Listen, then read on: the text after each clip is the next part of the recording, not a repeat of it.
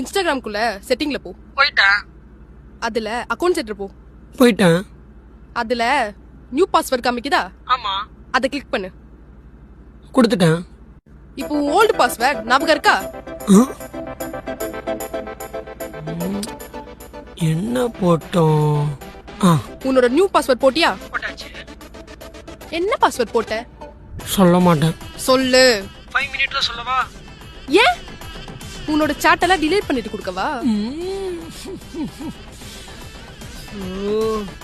ஐயோ, அவ்வளவு உஷாரா இருக்காளே.